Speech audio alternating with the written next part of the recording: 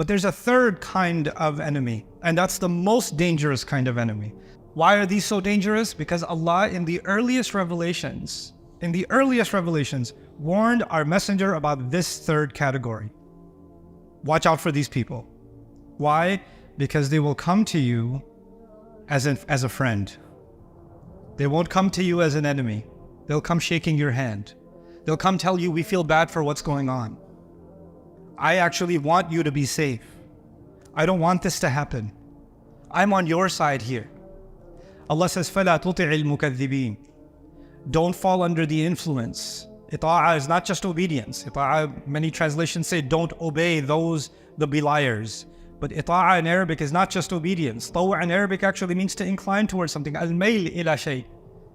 So don't even be influenced. Don't even listen carefully. Don't even pay attention. You know, when you listen to something enough times, it starts influencing you, consciously or subconsciously. Rasulullah ﷺ is being told, these people are very influential. Don't take any influence from them. Don't take anything they say and let it sit in your mind. These are mukaththibeen through and through. Mukaththibeen means they think you're a liar. Whatever they say from their mouth is not important. What they really think is you're a liar. And they want to show the world that you're also a liar. They want to dismiss your message. Then Allah gave their qualities. And if you study the Meccan Quran, you will know that in Allah's book, the kuffar are just called the kuffar. The mushrikun are called the mushrikun. The a'da, the enemies are called the enemies. But this person, this character, Allah gave him a lot of description, unusual for the Quran. Unusual. And He gave it early in the revelation, as if even before the Prophet ﷺ meets with these people, he will already be prepared. You know, when you're going into a high-level meeting, you have to have a briefing first, right? If you're going to go into negotiations, then you have to have a briefing first. So if, for example, in the United Nations nowadays, or any other negotiation, war negotiations or something, before you're going to walk in, your team is going to give you intelligence on who's going to be on the other end of that meeting. They'll give you their background, they'll tell you their psychology, they'll tell you how to handle them in the meeting, etc., etc. If you're a serious politician or a serious bureaucrat, even a serious business person, before you walk into the negotiations, you're going to do your homework. This is the same thing lawyers do before they go to the courtroom. They even study the judge. They study their opponent. This is what teams do in sports, isn't it? They watch the replays of previous matches and identify the weaknesses of their opponent. Well, in the Quran, instead of having a secret play-by-play strategy for the Prophet ﷺ, Allah openly declared in the Quran, this is the kind of person you're about to deal with. So I'm going to walk you through in the few minutes that I have some of these qualities, and I want you to, on your own, I believe al-labibu min al-isharati yafhamu. The intelligent person can take a hint. You can understand what I'm referring to and who I'm referring to and why this is relevant for us today. All of you are intelligent enough to understand. Allah Azza wa Jalla says, فَلَا تُطِعِ الْمُكَذِّبِينَ. Number one, وَدُّوا لَوْ تُدْهِنُوا فَيُدْهِنُونَ. They're really hoping that you compromise just a little bit so they can compromise a little bit. They'll say, hey, look, we know that we're getting pretty aggressive with you, but we don't want to. We don't want to do this. You're forcing us to do this. If you just work with us a little bit, if you just negotiate a little bit, then we can work something out. So their first strategy is to say, you're the one that's not compromising, which is forcing us to turn to violence against you. So the problem isn't us. In fact, the problem is you, because you're so rigid and so firm in your stance. So you're not working with us here. Work with me here. So show me a little bit. And what they said in the time of the Prophet ﷺ is, you know, can you give another surah? Like this last surah was pretty offensive. Just give us, look, this last surah, it made us feel pretty bad, especially our leaders. If you could just say some kind words about your elders in the next surah, just drop in a little bit that you also love, you know, your ancestors, or we should respect our elders, just something nice. Just throw that in, and we will, you know, I'll let these aggressive hoodlums know not to attack you in the street. You know, we can work something out here. We know you, we like you. We don't want to see you hurt like this, right? So وَدُّوا لَوْ تُدْهِنُوا فَيُدْهِنُونَ وَلَا تُطِعْ كُلَّ حَلَّافٍ. And don't ever come under the influence of someone who keeps on making promises on top of promises on top of promises. Halaf means someone who takes a lot of oaths. You see, if you're an honest person, then the way you do business and the way you treat people and the way you talk to people and the way you act around people speaks for itself. You don't have to go convince someone, Wallahi, I'm honest. Wallahi, I'm telling the truth. No, I mean good for you. I swear. You know why you have to say that much? Because your character doesn't speak for itself. So you have to speak a lot. You have to speak very loudly. You have to make a lot of promises. You have to pound the podium a lot to make your point, to negotiate, to show how sincere you are, how much you have the other's interest at heart. Allah says, watch out for these people who talk too much, make too many promises. Halaf. And then he says, Maheen. فَلَا تُطِعْ كُلَّ حَلَّافٍ Maheen. Mahin in Arabic is actually ad-da'f. It's actually in Arabic, amhanahu ad'afahu, to make somebody weak. Allah is saying these people that make a lot of promises, they actually don't have anything they believe.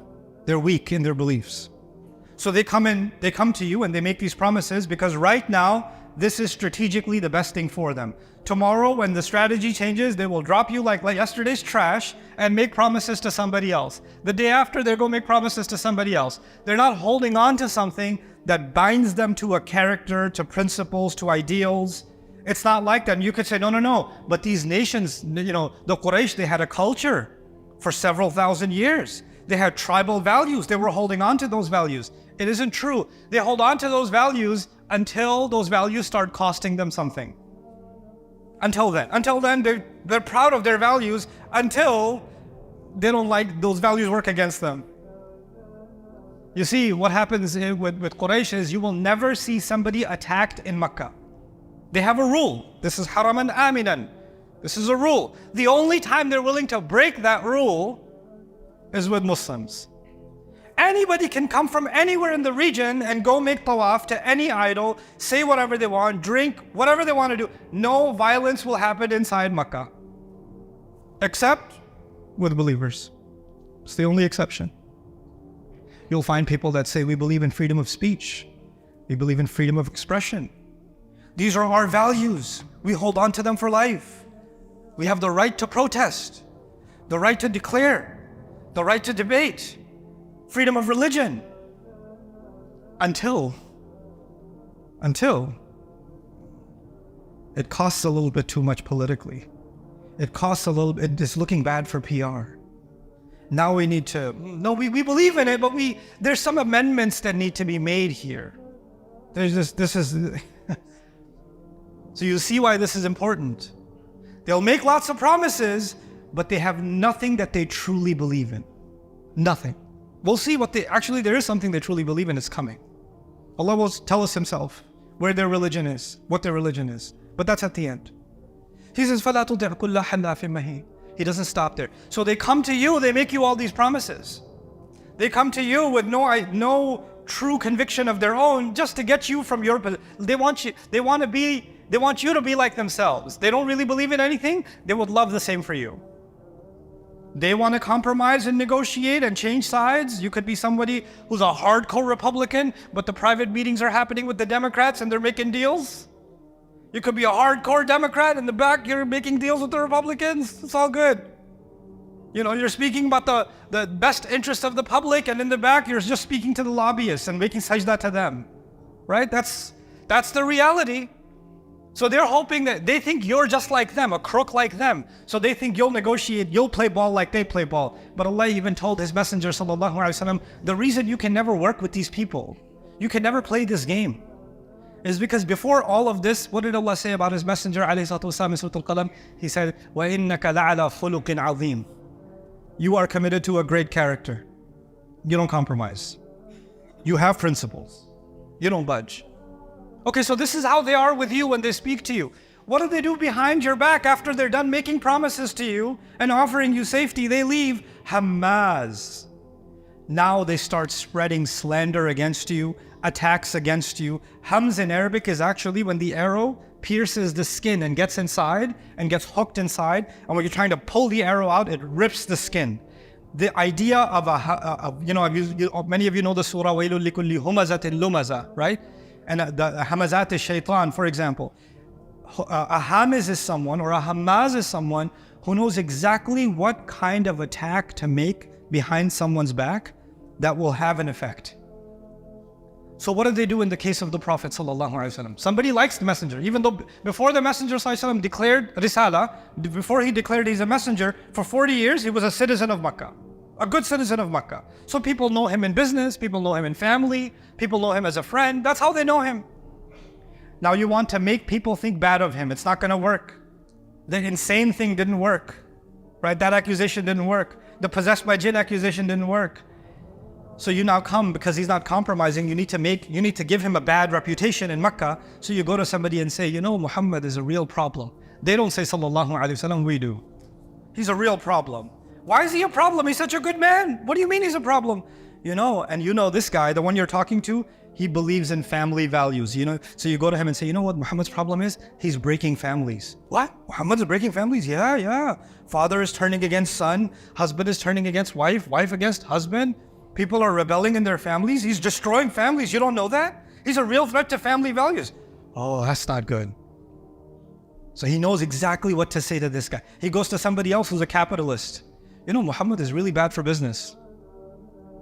And the guy's like, what? What do you mean bad for business? Well, let me tell you, if we keep doing this, then it's going to cost us a lot of money in Mecca over here. We're going to lose a lot of tourist money. All these idols, all the tribes that come here for their idols, they're not going to come no more. We're going to run out of business. Some people are concerned with families, some with security, some with money, and this guy knows who to attack with what. How to dismantle the reputation of the Prophet ﷺ. Allah says, don't be influenced by their propaganda campaign. فَلَا تُطِعْ كُلَّ هَمَّازٍ مَشَّاءٍ بِنَمِيمٍ. They walk around, they go around in circles, and they do namima. And namim in Arabic comes from nam or nimma. Nimma in Arabic is actually a very light breeze. If you're walking by a field that has flowers and you barely smell the flowers, that's called nimma in Arabic. And something that's very delicate is also called namma. That's why in the hadith of the Prophet ﷺ, Rasul ﷺ said, "La tumathilu nammat Allah." Talking about the animals, Allah says, don't make an example out of the namma of Allah, meaning animals are delicate, treat them in a delicate way. So the idea of namim is he goes around and just drops little subtle things that stirs things up, you know? You might have friends like that, or you might have people in the office like that. They don't start the problem directly. They just drop a line and let the fire begin, and they walk away. That's the namim. And he's starting a little spark over here, and a spark over there, and a spark over there. Let me meet this senator. Let me go at this restaurant and wait for this politician. Oh, what are you doing here? Oh, funny to meet you. He was waiting all this time just to drop a line. And like it's not even going to be noticed by anybody. It's covert propaganda, right? So there's Hammaz, open attacks, like the arrow that pierces, and then there's Masha' bin Namim walking around making these secret suggestions to stir the crowd up, stir different groups up. Masha' bin Namim, this is a pretty elaborate propaganda scheme. Whoever this is pretty good at what they do. And if the Rasul ﷺ is so straightforward and he's just making da'wah, and behind his back, there's an entire network of people trying to undo what he does, he should be worried. And Allah says, "La tuti'," don't worry about it. Let me just tell you the games they play. فَلَا تُطِعْ كُلَّ حَلَّافٍ مَهِينٍ هَمَّازٍ مَشَّاءٍ بِنَمِيمٍ. And let me tell you the reality. مَنَّاعٍ لِلْخَيْرِ مُعْتَدٍ أَثِيمٍ. They talk about, we want what's best for the country. We want to protect our people. We want to protect our national interest. Allah says these people are the ones that will stop any good from ever happening. مَنَّاعٍ لِلْخَيْرِ. And they will break any law that they can. Mu'tad. And they're constantly in sin. They're constantly doing something wrong. These are the worst kinds of people.